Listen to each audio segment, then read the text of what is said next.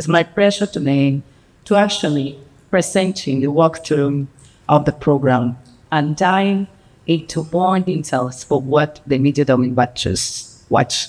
So I'll present you. Is this right? Okay.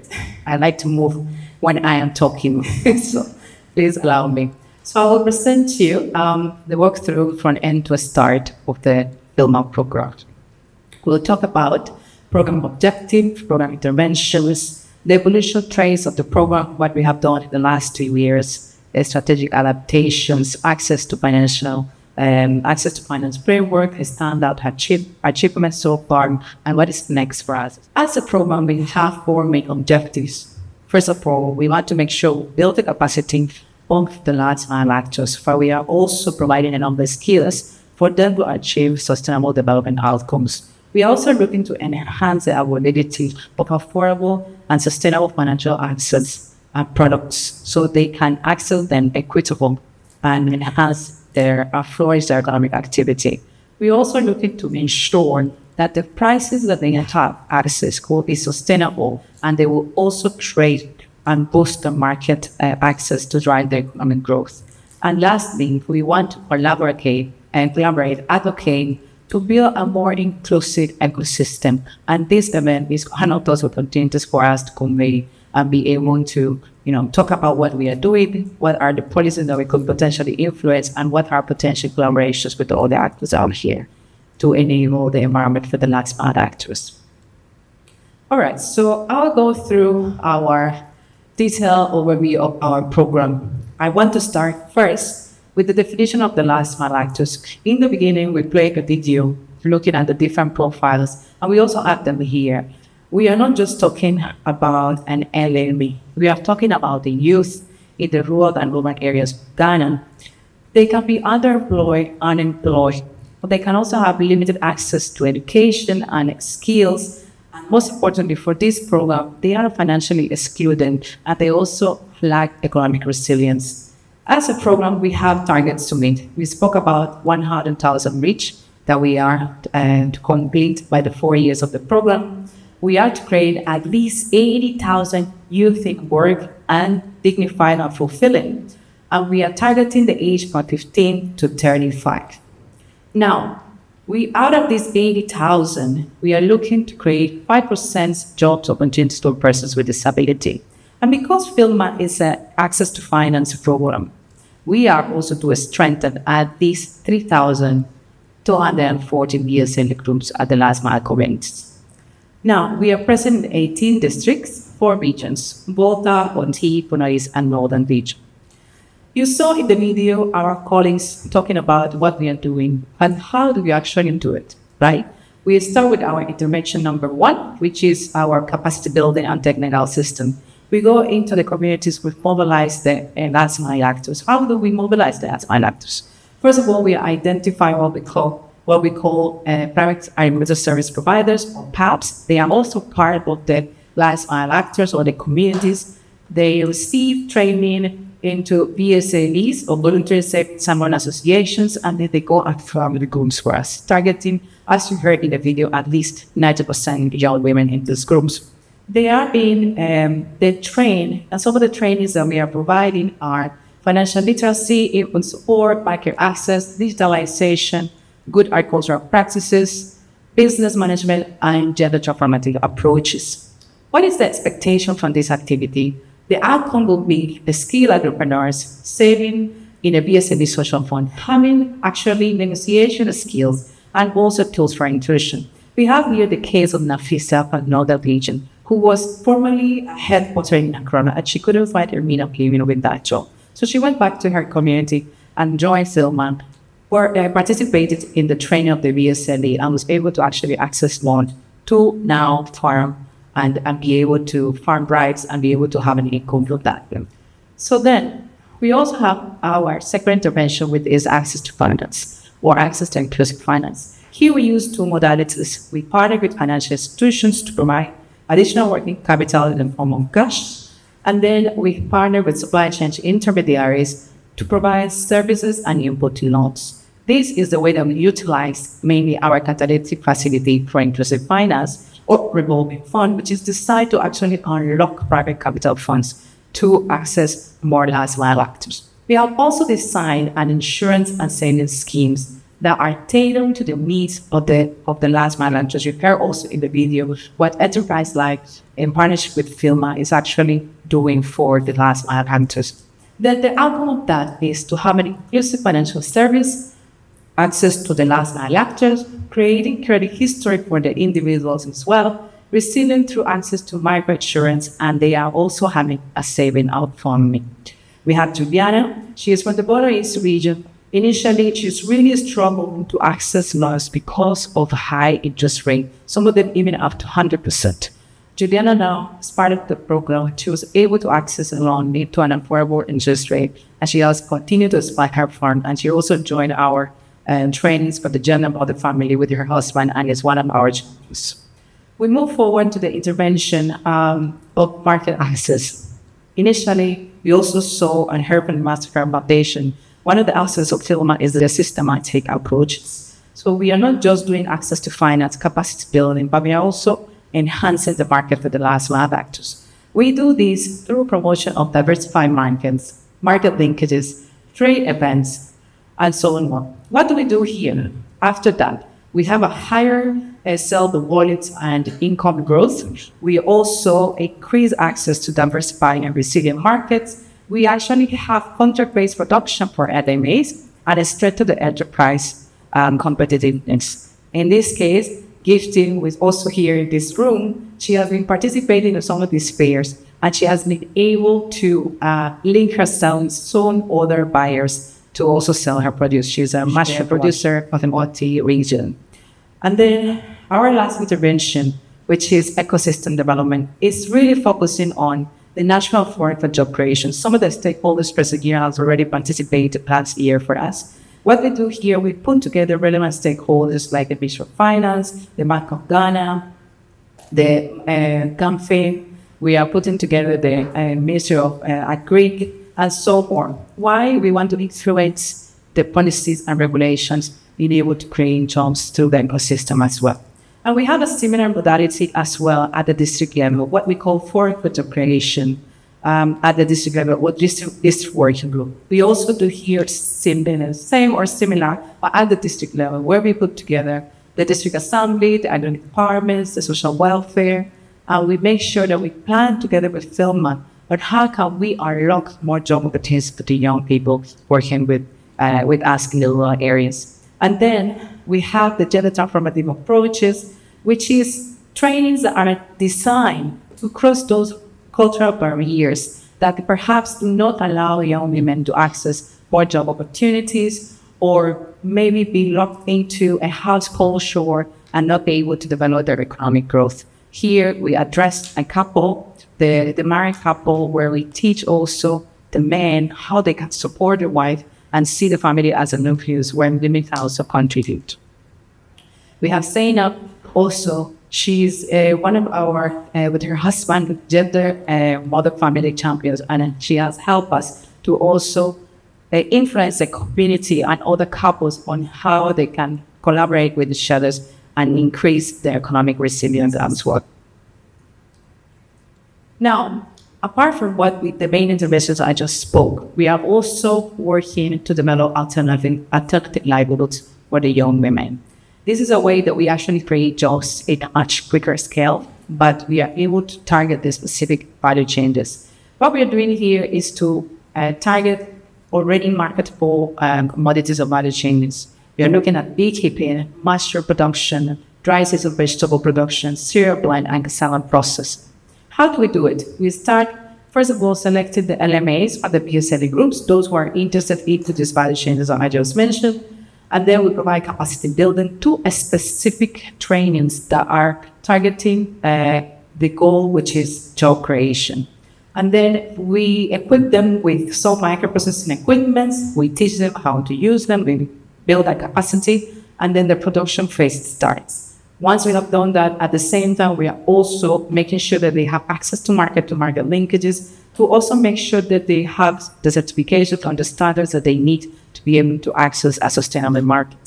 We continue to monitor and evaluate and provide technical assistance when needed. But most importantly for us at FILMA is that there is a sustainability plan. So once the program is there, we are making sure that they can stand on their own. How do we do that? We create fully ownership and management for the NMAs from the group, the VSLA group for the multipurpose cooperatives. They also generate an income for the processing fee as well as sales. And they also allocate a percentage of the monthly revenue research repairs of the equipment, of course. And then we continue training them, especially in a hygiene management of the products. And then we, of course, make sure that they also have a sustainable market linkages and they are buyers and institutions to scale up. Now, what have we done in the past almost 2 years? The first year, we really focused into, of course, entering the communities, mobilizing the last mile actors, forming the VSLAs, also advancing the credit or loans to the last mile actors, as well as alongside developing the market. But we realized that there was a need for more alignment into the access to finance and the access to market. So we could reduce the stress in the repayments and the pressure also that it could cause to the NMAs, also the financial institutions. It has been one of our major learnings from year one. Then, moving forward to year two, we realized that we need to integrate some of this, and we strengthened partnerships with supply chain intermediaries and also financial institutions. So we could link them directly to the NMAs directly to them to provide also sustainable markets, so they will also be able to rebate. This is a process, we're still working on it. But so far, we have also identified that aggregators are key mechanisms also to reduce the risk, especially when it comes to improving the markets and the repayment of the loans as well.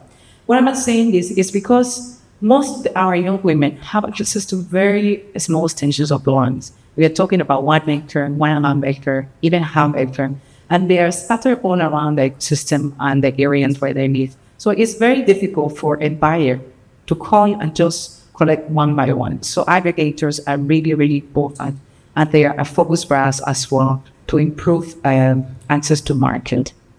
Then looking at our quarter 2 of year 2, we went even more deeper and tried to strengthen the enterprise-led approach by really centering the LMAs, by securing their sustainable market by partnering with supply chain intermediaries. I will speak more on that in my next slide, how we actually do that.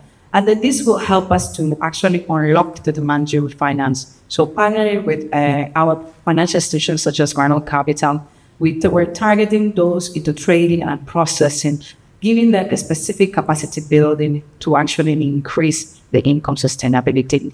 Then in our quarter 3, which has just passed, we have not seen the rainbow yet. Joseph, please forgive me. But we already have some insights, which is we have advanced financial literacy and also diversification of our alternative livelihoods, which will help to build resilience from our last mile actors. Just yesterday, we were having some conversation with some of our young women in our office, and they were telling us how insightful the financial literacy training has been. And it has really made changes in their life and their saving culture. So we continue to support and strengthen these channels to also help them to get or generate the income that they deserve. Now, I heard already that there are some challenges caught to specific commodities and the market volatility. And that is one of our learnings from this quarter as well. We want to really be intentional about the market-driven diversification, which will help to mitigate this risk and sustain the income of the last mile actors that are already earning solid funds. Now, how do we do that? How are we able to secure some of the markets and generate income, sustainable incomes for the last mile actors? For those into production, we partner with the supply chain intermediaries. Some of them are able to have inventory models where the supply chain intermediary actually provides the land for the last mile actors. They also provide capacity building and technical assistance so they can produce according to the standards of the markets. And this will guarantee immediately that they are off taking this produce from them, securing income once again. And then we also have the agro model, which allows us online to farm in the honest spaces, but also it doesn't limit them from getting access to the capacity building and the technical assistance. And it also guarantees that these SAIs will offtake their products. which again, it supports scale and sustainability. When it comes to those last mile actors accessing affordable financial products, partnering with the financial institutions, we have mainly focusing on those demand-driven finances to support production, yes, but mainly aggregation and trade. These, when we partner with them, they actually matching the funds for the catalytic facility. Even we've gone matching one-in-one, meaning that we have been able to unlock some funds for the private sector, and these will realize or support the revolving fund and reduce the pressure as well then, and help us to transition or start the transition to the form of financials. Some of the adaptations that we had identified and actually adopted so far is the digitization. When we started working at FILMA, we were providing loans in cash.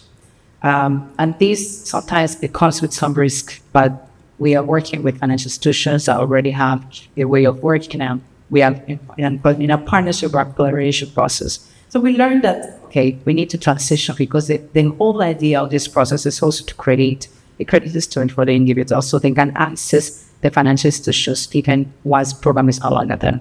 So we now transition to like hybrid cash or mobile money approach to build the formal financial or credit history for the rural actors. These has been somehow challenging because we have other games like the Ghana cards. Some of them do not have, we are working on that. And that what is has actually not allow us to fully transition into it. But again, it's a process. We are learning from it. We are working with the different stakeholders to support us so we can access these Ghana cards for those participants. And then eventually we'll get them those who receive loans digitally. Now, alternative livelihoods is one of our major achievements and adaptations as well. They are able to diversify their income. Through beekeeping, we have so far trained around 1,099 last mile actors. Also, we have generated at least 500 jobs on mushroom production, and the dry season vegetable production has also created at least 2,661. I'm happy to announce that these numbers will increase this quarter as we are closing and putting our data together, but this is what I can confirm so far. And then strengthen the system as well. When we started negotiating with the financial institutions to look into a more affordable financial aid stream, it hasn't been an easy process, but we have really tried for the last mile actors. We have so far managed to have at least a maximum 15% with financial institutions or partner financial institutions, and 10% for persons with disability.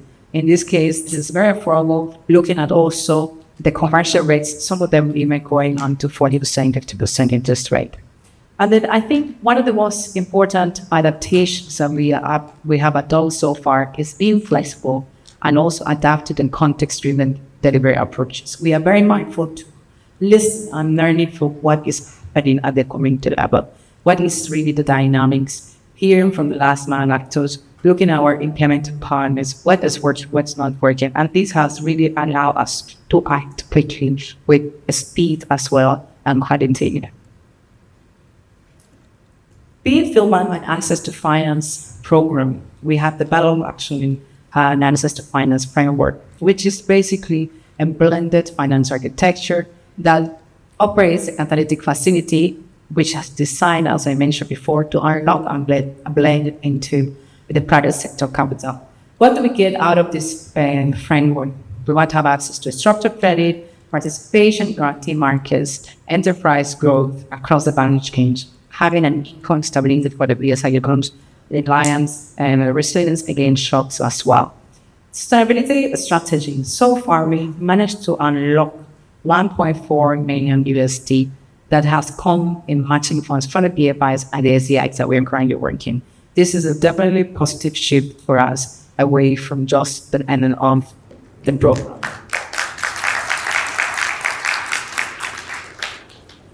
Another achievement and evidence of our work that we are very proud of, working together with Enterprise Line has really targeted the needs of the last mile actors into the microinsurance scheme that we have actually developed.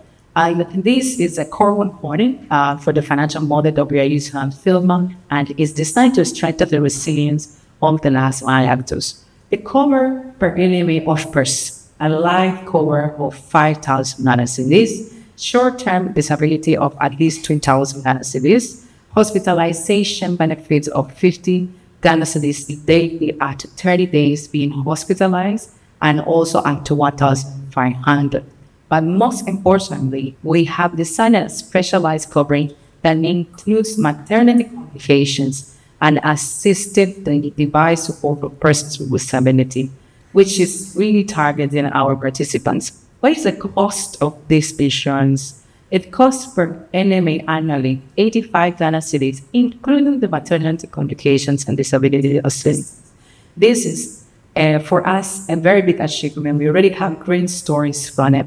But the question is, how are we thinking about sustainability? How are we making sure that once the program is not there, they continue to access this insurance?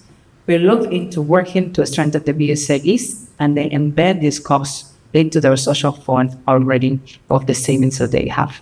Now, we also have a dependence annually. This is voluntary. They could add on 50 Ghana cedis to add to the dependence as well. All right, so our focal point moving forward, where we want to be, what we want to do in terms of the program implementation. We want to first of all strengthen the structure of the program. We have created already some multi-purpose coverages which are designed to gather the VSLA at the district level. Why are these structures important? They are important because they create sustainability. They advocate at the district level for the VSLA group, therefore also for the unassigned actor. But most importantly, I mentioned the aggregation, right? How important is the aggregation? It would be easier to access to markets, sustainable markets, through a multi-purpose cooperative that can actually aggregate products for the VSLA and negotiate as well with potential buyers and off-takers. They will continue to advocate for the ecosystem, increasing the policy reach and scope through national and local advocacy. That's why some of the ministers are here, some of the relevant stakeholders like the Bank of Ghana. We continue to implement our FILMA Forum for Job Creation and continue to reach through the different stakeholders to influence the policies to create jobs as well for the next. Digitalization is another focus of the program. We are really going beyond the saving box to the digital savings, trying to record all the processes of the VSLA to create credit history and then transition these credit histories into the financial institution systems. We are doing this through our tech platform that we are building and designed to absorb these processes of the VSLAs. Now, of course, deepening the impact. We know this is one of the main goals for the foundation, the quality of the work that we are actually conducting on the ground. We want to strengthen the market linkages. We have realized that this is one of the most important parts of our program because it generates income, it creates sustainability, it creates the skills. So we want to make sure that going into our impact more in details, we want to strengthen the market linkages, of course, continue with the financial access, and specifically targeting those activities or economic activities that can create jobs quicker and with quality by providing targeted capacity building and assistance to be able to scale, grow the incomes, and also build resilience for the lands of our actors. On our youth in work, which is one of our main targets, we want to transition at least 40,000 of the youth that have been already onboarded into the dignified and fulfilling jobs to leverage into some of the initiatives that I have mentioned during this presentation. What is next for FILMA in the coming months? Looking at the learnings that we have had and also hearing into the late discussions that we've had, we want to scale up the youth transition into work following our year one and almost year two learnings. We want to at least transition 15,000 part-time and then being able to scale up the initiatives for the persons with disability transitioning to work. This has been one of our main challenges due to the fact that it is a stakeholder and an ecosystem transition that we have to do, supporting them from the ground, making sure that they have also assistance And finding economic activities that actually match the needs of this person with disability is something that we are really much looking forward to improve and deepen into our next coming months. The freedom reviews to adapt and scale proven concepts. As I mentioned, this is one of our major adaptations, and that help us to understand really what is the dynamics of the ground. It is not always, when you work with human beings, it is not always steady. We have a lot of change inside the ants and ground that we need to listen to. We need to listen to the voices of the youth, so we are able to actually understand what their needs or what are they, and where they are going with their initiative, what's the desire that brings. So this will support us to get where we want to go, which is create impact with quarantine. That's it from my side. Thank you.